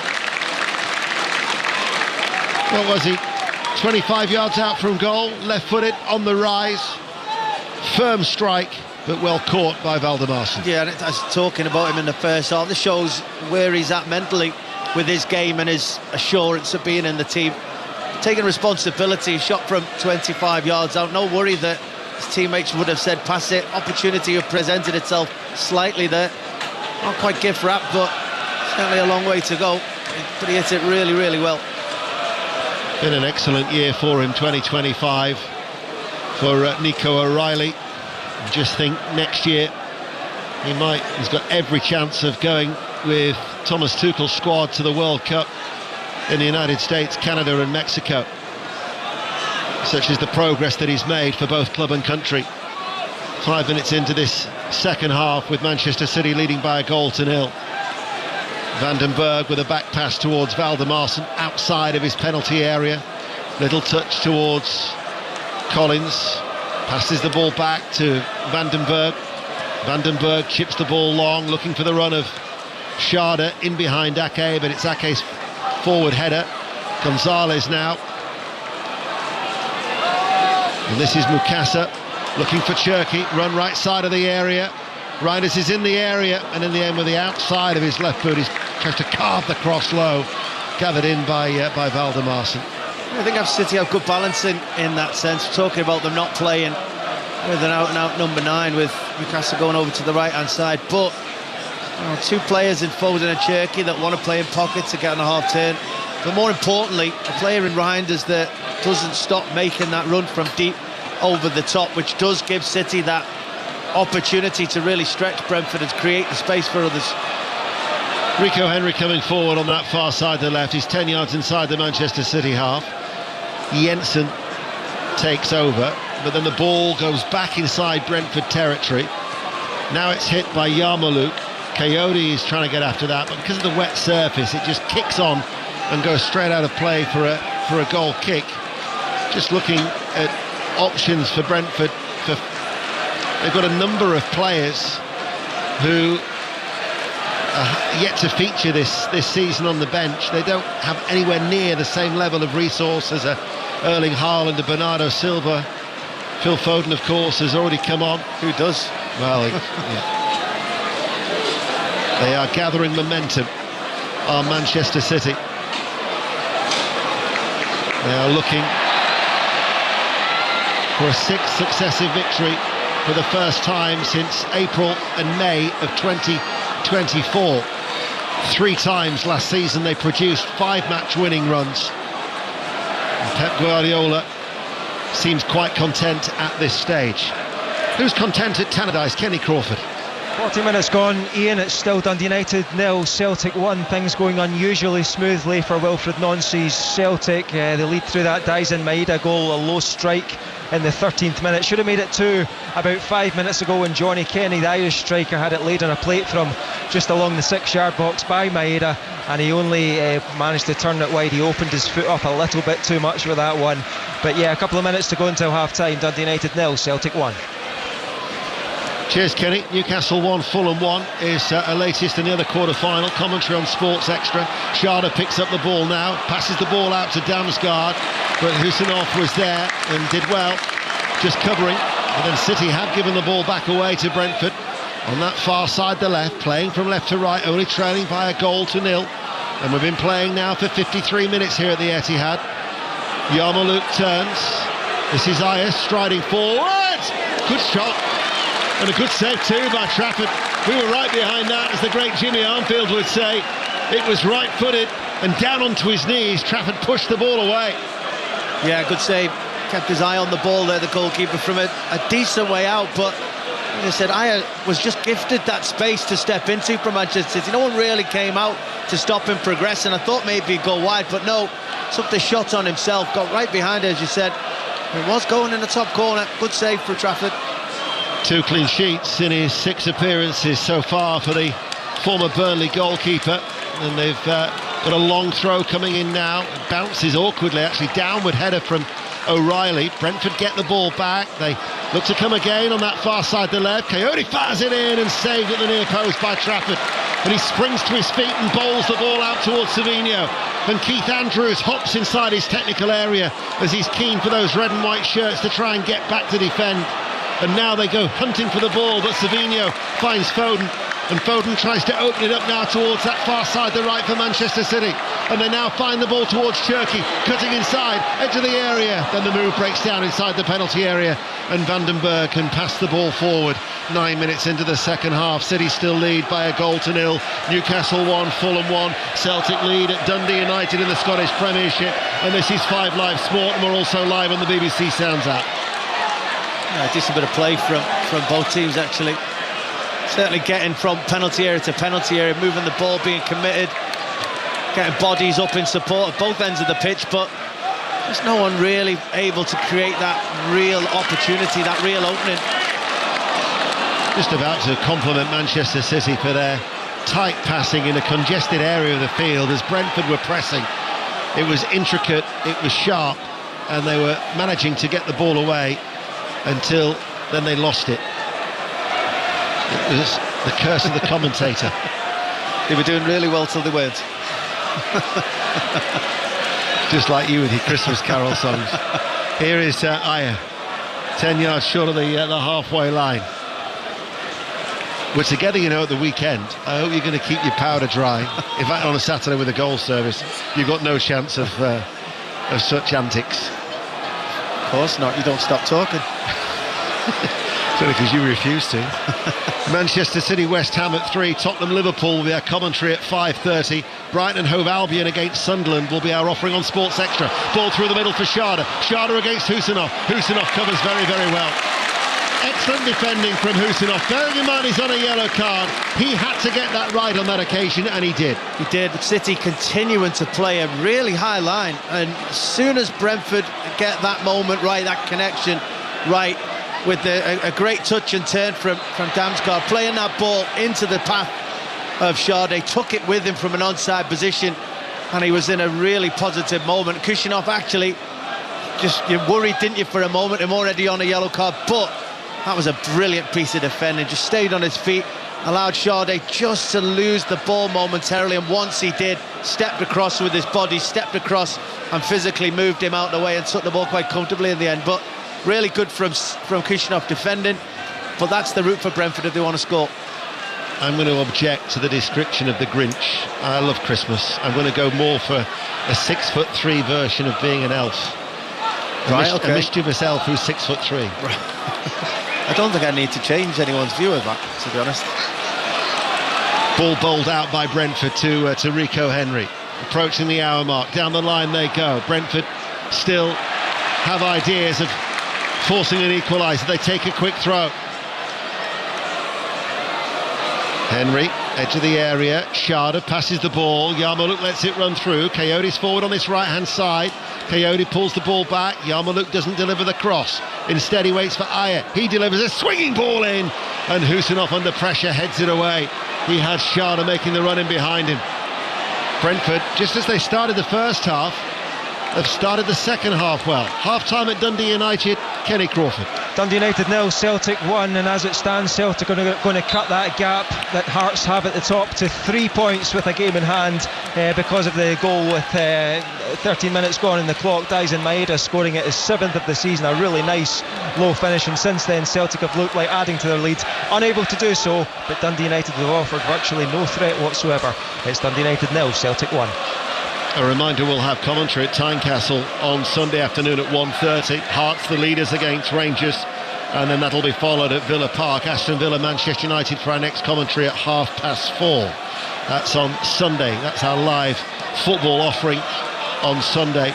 But another busy weekend of 5 Live Sport and the football as we gear our way up towards the festive period. Savinho crowded by a couple of red and white shirts. Coyote runs back. Vandenberg has Foden running towards him. Little flick of the right hand, wants the sky blue shirts to push forward too. Shirky is the one to advance towards the goalkeeper, Valdemarsen. Vandenberg passes the ball towards Ayer. Damsgaard drops deep, hits the ball early. Kusanov concedes the throw. On ball boy duties is Keith Andrews, who then gets across his instructions, and Coyote tosses the ball back into the field of play. There seems to be a little bit more purpose about Brentford. Yeah, a bit more belief as well. I mean, as you said, Keith Andrews is really trying to get his team forward, trying to encourage, I think trying to make them believe. And actually just from their attacks you can tell they're getting more bodies into more positive positions, trusting themselves defensively to be able to recover the length of the pitch when they do lose the ball. So yeah, I think it's been a positive 5 or 10 minutes for them. And Henry almost getting in on that left-hand side. He got round the back and then he ran into Husinov, I think, and he's gone down. And that'll be a free kick to Brentford. When they met in early October, Haaland got the 9th minute goal, but City only won by 1-0 at the G-Tech, and that's the scoreline that separates the two sides here tonight. Brentford, who have failed to score in 3 of their last 4 away games, albeit they were at Crystal Palace, Arsenal and Tottenham, but they had scored in each of their first 6 away matches on their travels. And I think the way that they are playing, Keith Andrews would still harbour hopes with half an hour remaining that they might be able to nick something. Yeah, definitely. I mean, you do in this stage of the cup. You do if you get late in this game and you get to the 80th minute, 85th minute, and start to pump the ball forward and get around City's penalty area. There will be nerves from this crowd, even despite them, being largely in control for that first half. 38,254, incidentally, is the attendance here inside the Etihad on this wet evening in the east of Manchester. And City lead by 1-0 here on 5 Live, also available on the BBC Sounds app through Cherki's goal, and Cherki's on the ball now.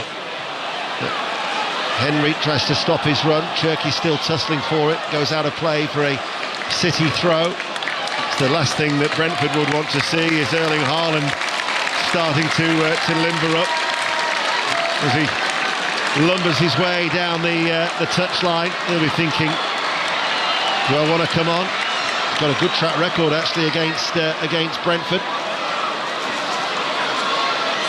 4 goals in 6 games as Schade picks up the ball inside the City half and runs forward, loses his balance and is fouled by Foden.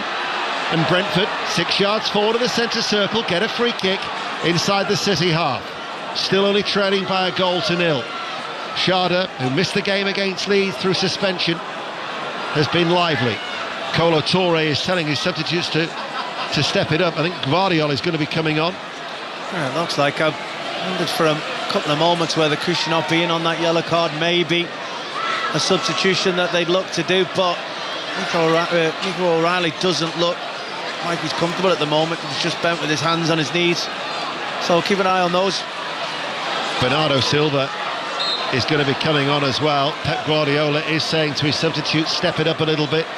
So that's an indication that they're not content with this slender scoreline. 62 minutes played. Mateus Nunes is another who's going to be coming on, and Gvardiol. So it's going to be at least a triple change. There's no indication as yet that Haaland is stepping it up. But Brentford with his free kick. It's 6-7 yards forward of the centre circle, and it's played out towards Damsgaard, who hits it in first time. The header from Gonzalez is collected by Savinho, who skips away from Schade, and Savinho continues to run, but then comes the pressure from Janelt, who forces him back towards the halfway line. Yeah, excellent work there from Savinho. Everybody back defending that set piece for Manchester City. Once it broke clear, he was first to the ball, drove up the field 10 or 15 yards, and then once Brentford recovered, just had the awareness to just keep the ball, make sure he got it round for the back so City could start again. Exactly what they needed. That's the voice of Leon Osman, the former Everton and England international, who's with us here on BBC Radio 5 Live. Let's get an update from St James's Park with Gary Flintoff. Where the raindrops are glistening under the floodlights here on Tyneside. 1-1 the score. Wissa first up for Newcastle. Lukic with the equaliser. Fulham have been better, but Bruno Guimaraes has just stung the palms of goalkeeper Lecomte. Newcastle just working their way into this one. Newcastle 1, Fulham 1. Thank you, Gary. Commentary continues on Sports Extra, and we'll have commentary here on the conclusion of this game, and we've got about 27 minutes remaining. Brentford still trailing by 1-0. Cherki to Foden. Foden down into the ground. Terrific one-handed save by Valdemarson. Sharply down to his left. Strong left hand. Out for a throw it goes. Yeah, with the form Phil Foden's in, I mean, he did brilliant to actually get himself into the position. Fought his way to it, but when the ball falls to him in those moments, chest with his first touch, hits it down with his left foot towards the far post with his second touch, connects with it really well through the legs of the defender Van der Berg. That's what made her an even better save from the goalkeeper. Strong left hand to keep this at 1-0. Best chance of the second half for Manchester City. Reinders slides into the challenge. Stepping out of defence though is Collins. He passes the ball to Janelt, who was flat-footed. As a result, the move breaks down. Coyote tries to win the ball. Schade. Pep Guardiola is not happy at all. Schade was thrown to the floor there. He's saying to the referee Sambora, why was there not any action to be taken? There's a gentle word in the ear from Janelt as well, and this now will be an opportunity for those changes to be made for Pep Guardiola. A triple change for Bernardo Silva, Gvardiol and Mateus Nunes all to come on. Yeah, I mean, just after the hour, 65 minutes now, you generally feel probably predetermined substitutions these for Pep. He won't want Nico O'Reilly playing in full moments. He's one of the 4 players that had carried on from the weekend game, and I expect that to be the theme here. Gonzalez is coming off. Mateus Nunes comes on for Gonzalez. He's been playing as a right back, of course, this season, so he goes into his more customary midfield role. And Ryan Cherki, the goal scorer, his 4th successive start is ended as he makes way for Bernardo Silva. Gvardiol earlier coming on for Nico O'Reilly. Cherki just stops, turns and applauds to all sides of the Etihad Stadium. Gets a warm hug from his manager, who incidentally, after O'Reilly came off, Guardiola made a point of going back to rub the head of the young England international. Yeah, another strong performance by him. I think every time I see him, I'm more and more convinced that he will be on that plane in Thomas Tuchel's plans for England and the World Cup. Really is impressive, and an impressive run of form. Ball is hit by Jensen, and it hangs in the air as the rain continues to fall. Cleared by Manchester City, and Henry will let that ball go out of play for a throw on that far side, the left. 66 minutes played. Manchester City, who've not lost in their last 5 games against Brentford, winning by a 1-0, but Damsgaard collects it, level the area, sends over the cross, headed out by Husinov inside that crowded penalty area. Ball then released by Reinders, and running forward is Savinho. Savinho enters the area, shoots, takes a deflection and goes in. The deflection took it away from the goalkeeper Valdemarsson. It was a wicked deflection. Nothing the goalkeeper could do. Took it over his head and into the back of the net, and Manchester City increased their lead 2-0. Heartbreaking for Brentford. I think it was Ayer in particular. He worked so hard to get back and help his midfielder Yarmouk, who was 1v1 with Savinho. So he ran behind him. He made sure there was at least an extra body in there as Savinho dropped his shoulder and had a shot on the angle. But in doing so, it was him who the ball deflected awkwardly across. It was a good break from Manchester City. Savinho's done this a couple of times in the second half, getting down that left-hand side. Well, this time he decides not to turn backwards. He's more positive. He sees he's only up against Yarmouk, not a fullback in that position, so he drops his shoulder, gets inside the penalty area, probably 3 or 4 yards in from the corner of the penalty area, and he just tries to hit it hard and low. He beats He beats Yarmouk, who he's up against. And I think it would have been a comfortable save for the goalkeeper had Ayer not worked ever so hard to get back. Loops down off his foot, up over the goalkeeper. Nothing the goalkeeper could do. And City have what looks like a comfortable lead from there. Agony off the sliding Ayer, and the angled shot. Valdemarsson has got it covered all day long, but it took it up. He was already committed, nothing he could do, and Manchester City now lead Brentford by 2-0. As Savinho now, full of confidence, passes the ball forward, the back heel by Foden. Rico Henry is on the cover to clear.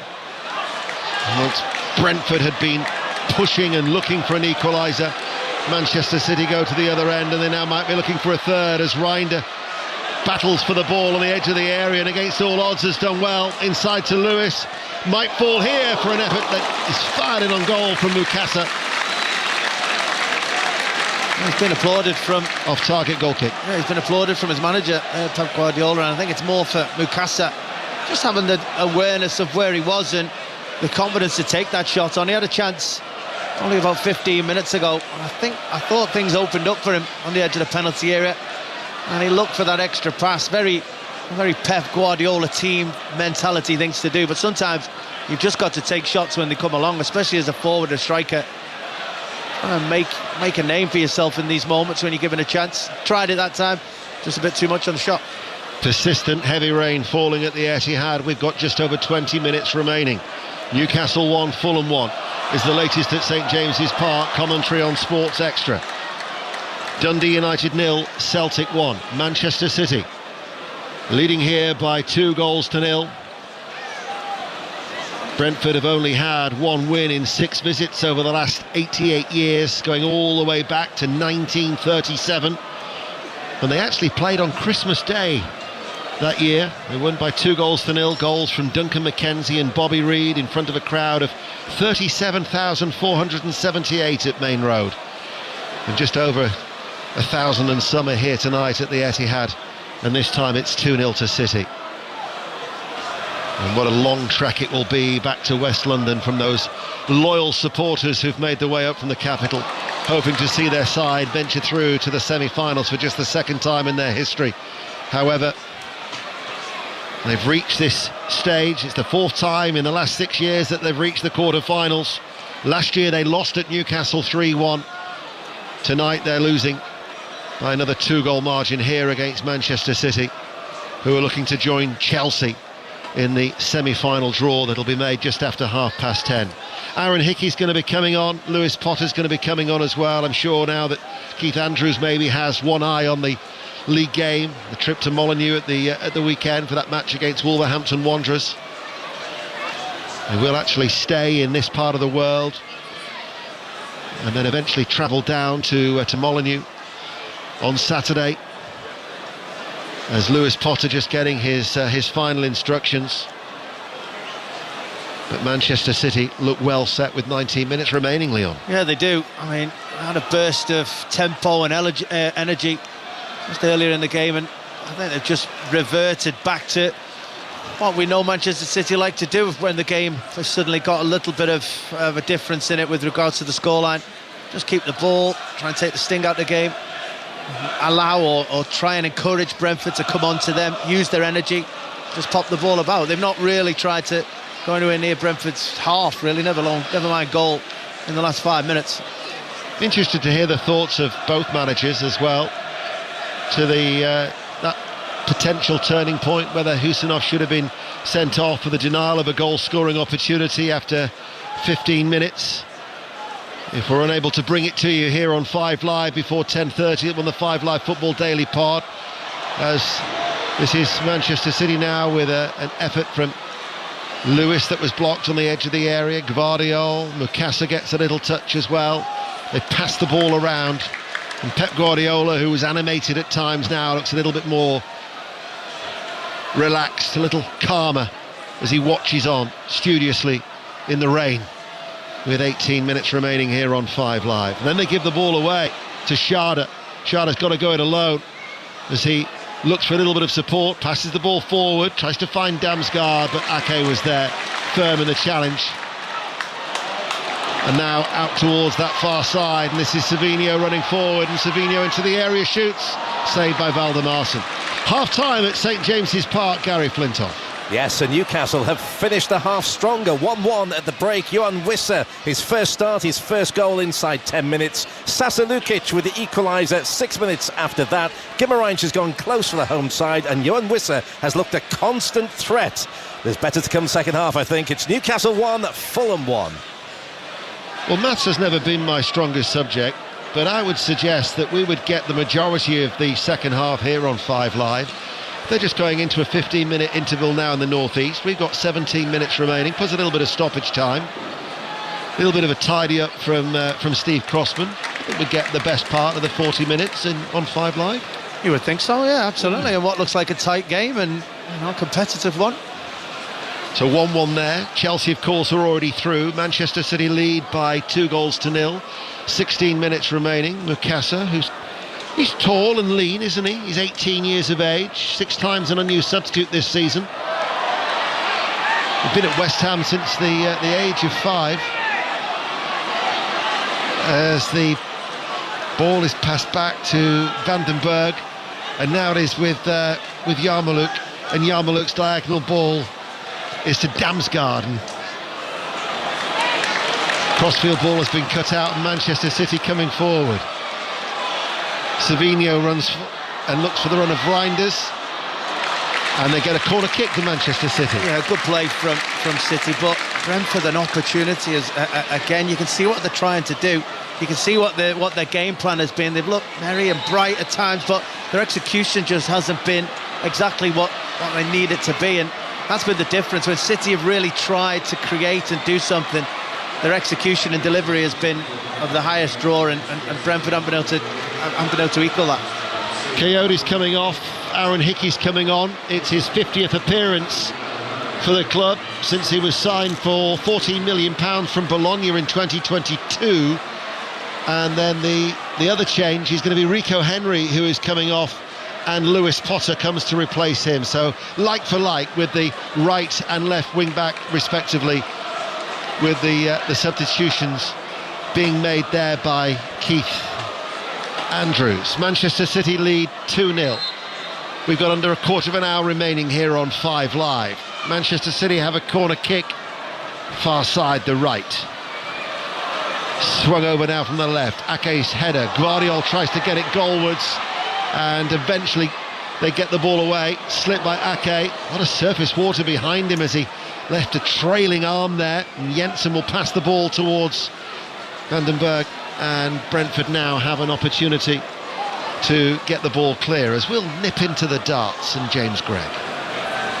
Raymond van Barneveld, a name familiar to many, a 5-time world champion, great rival to Phil Taylor in the 2000s, is out, knocked out in the first round, beaten by the Swiss thrower Stefan Belmont. 3-0 it finished, and he looked delighted with himself into round 2. Next on stage, James Wade on this throwback night at the Palace. Foden enters the area. Foden tries to keep his balance. He goes down. The referee says in the end it'll be a free kick to Brentford. Half times in the Women's Champions League.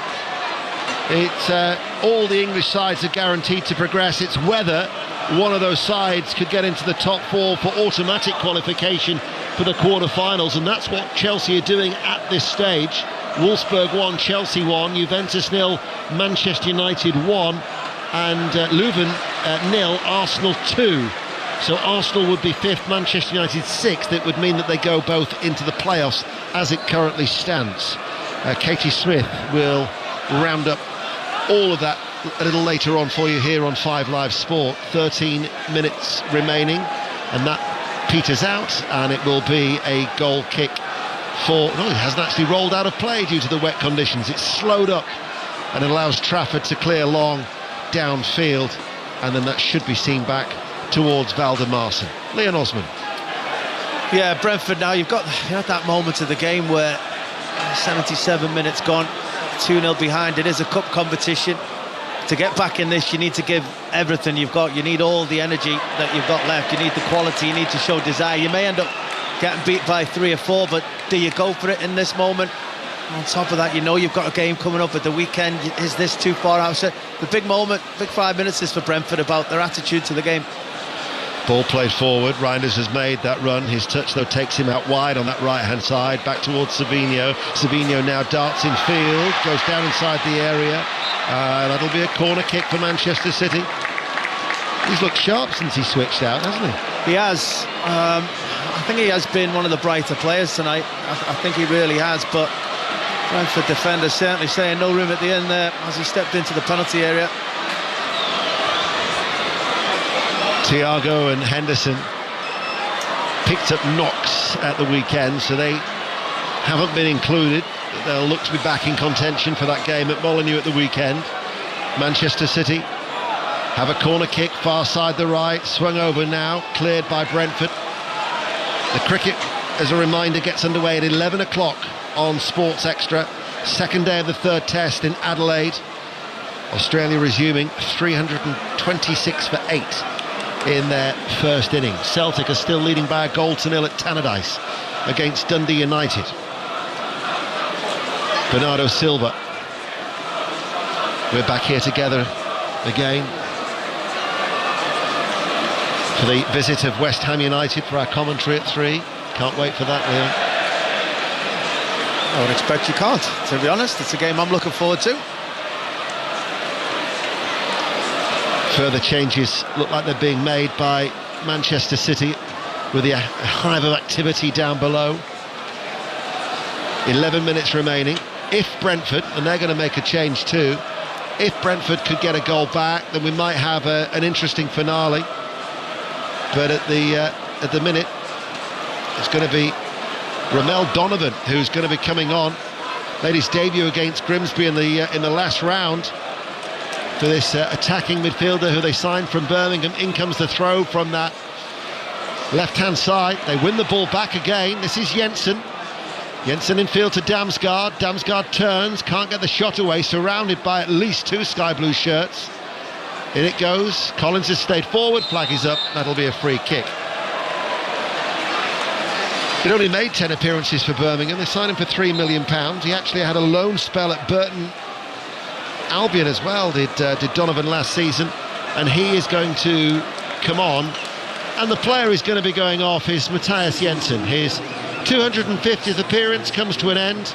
Donovan then will come on for Brentford with just under 10 minutes remaining. Leon Osman. Yeah, he can be pleased with his performance. Jensen, not the outcome it looks that he was hoping for in such a big landmark game for him.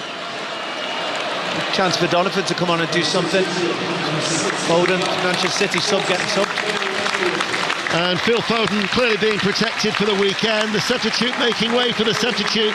And Charlie Gray coming on for his Manchester City debut. An England youth international, highly rated central midfielder. He joined the club at the age of 8. But there are reports that he's turned down the latest contract offer and talks that he might be moving abroad. So Charlie Gray coming on for a glimpse of first team action. He's slight, diminutive, with short, light brown hair. Charlie Gray comes on, the teenager for his City bow for the last 9 minutes for the number 59. And we will go to Tannadice. Dundee United Celtic, Kenny Crawford. 54 minutes gone, Ian. Still Dundee United 0, Celtic 1, but the home side have started this second half really strongly indeed. They had a flurry of corners a minute ago. Zach Sapsford is one of their blonde-haired Australian strikers. He had a couple of shots blocked by Austin Trusty, a despairing lunge from Austin Trusty to make sure it wasn't goal bound, and then Ross Graham, the centre back for Dundee United, had a header that went straight into the arms of Kasper Schmeichel. Dundee United 0, Celtic 1. Well, that'll keep Foden ticking over, won't it? A run out for just over an hour. Yeah, it's perfect time, to be honest. And yeah, hosts try and say, especially when you're younger anyway, anything up to about 70 minutes really is not that much more difficult than training, really. It's always the last 15-20 minutes of a game where you really start stretching your body. Touch there for Gray. Mateus Nunes in the midfield. Ake, Guardiola on this near side to left. Another one of the substitutes for Pep Guardiola. He knows what it's like to manage this busy schedule for the when they're playing in Europe's elite competition. They're also going on all fronts. Doesn't like the big squads. He's quite vocal about that. But he's tried and trusted. As here is Bernardo Silva, left corner of the area. Mukasa back then with Mateus Nunes. The home side still lead 2-0. 7 minutes remaining of normal time. Gray for Manchester City. Mukasa, the two teenagers combining. Mateus Nunes. Brentford at this stage can't get a kick. They're just keeping the ball and they've got the control of Manchester City. And Gray is able to turn and he now runs forward with his head up and then looks towards Mukasa coming in off the left touch line. Mukasa back towards Gray, and that will allow Donovan to nip in for Brentford. You can hear the applause in the background from the loyal City supporters braving these wet and cold conditions as some of them now just start to drift for the exits as their side are making progress through to the last 4. Leon. Just a nice bit of play from the 2 young teenagers there for Manchester City. City keep the ball as ever they do, but good awareness from Charlie Gray. Just realised he was a bit of space, getting on the half turn, playing a nice ball between wing back and centre back to Mukasa, who stepped into the box quite well and then just chopped back and tried to keep the ball in. His manager actually telling him he should be going for goal in those moments. Really positive for them too. Since Bayer Leverkusen triumphed here by 2-0, Manchester City looking for 6 wins. And with a 2 tonight, they'll have scored 18 goals in the process and conceded 7. And that was in those mad games against Leeds and Fulham. As Pep Guardiola motionless watches on. Triangular passing patterns from Manchester City. Moving it at will, sharp and slick in the wet conditions, just over 5 minutes remaining. 1-1 at the break. They'll be resuming in around 3 or 4 minutes time, I'd suggest, at St James's, Newcastle Fulham. We'll be having commentary here very, very soon on BBC Radio 5 Live with John Murray and Clinton Morrison from the northeast. As a raking ball out towards that far side is Headed away by a backpedaling Lewis Potter. Picked up though by Nunes. Forward towards Gray. Gray to Bernardo Silva. Helps it on its way. Gvardiol joins the attack. And no let-up from this Manchester City side, Leon. No, they just make you work right till the very end. They just keep the ball and move it from side to side. As an opposer player, you have to move across the pitch. And the moment you lose concentration, that's when City generally have the awareness to hurt you. Savinho goes on the outside with a cutback as well towards Rico Lewis. Schade back there helping out, tries to spin away from the challenge of Husinov, and with his pace he's away from Husinov. They've also tried to pull him back, Mateus Nunes. He was being impeded there. That's going to be a yellow card. Mateus Nunes is booked. Schade, to his credit, tried to stay on his feet for as long as he could. He wins a free kick for Brentford midway through the City half. There's been another goal at Tannadice, Kenny Crawford. And it's now problems for the visitors, because it's Dundee United 1, Celtic 1. A brilliantly swept home goal by Christian Keresdes, the Hungarian defender. It was after a prolonged period of pressure that Dundee United put on Celtic. Will Ferry's deep cross to the back post, only half cleared by Celtic. And as I said, Keresdes swept it in left-footed into the bottom right-hand corner to make it Dundee United 1, Celtic 1. Problems for the visitors, problems certainly for their new coach Wilfried Nancy. 3 straight defeats going into that game, as Brentford are going to make a late change. Yunus Konak, this young Turkish midfielder, is going to be coming on. It's his first involvement in the Brentford first team this season. Made 12 appearances as a substitute last season, so he's going to be getting a little bit of a run out in the last 3 minutes or so. And in fact, as the ball goes very, very long, as is Gustavo Nunes, his first involvement as well. Made his debut, actually, the young Brazilian, against Arsenal back in April. So a late opportunity, as Keith Andrews is just going to maybe rest some legs again for these closing minutes for that trip to Wolves in mind. It's going to be Yarmouk who comes off for Kunak. And then the other change is going to be Schade as well, for Nunes to come on to replace him for Brentford. As Manchester City lead 2-0, and we've got under 3 minutes of normal time remaining here on 5 Live. Yeah, that looks like it pretty much ties over, as that set piece was overhit over that top of that Manchester City crossbar. Guardiola and his staff sort of high-fiving each other. You don't see that very often. I know they've not been stretched too often from set pieces, which is where they may have thought they'd have to be big and strong today. It's been a good, comfortable evening for them in that sense. Husinov. Still, the questions will go on about whether he should be on the field of play. That'll be, I think, the major talking point out of this game, after he was only booked. Remember, no VAR. I do wonder whether, had there been VAR, if the referee would have been bold enough to make the decision in the hope, knowing that VAR could have overturned it.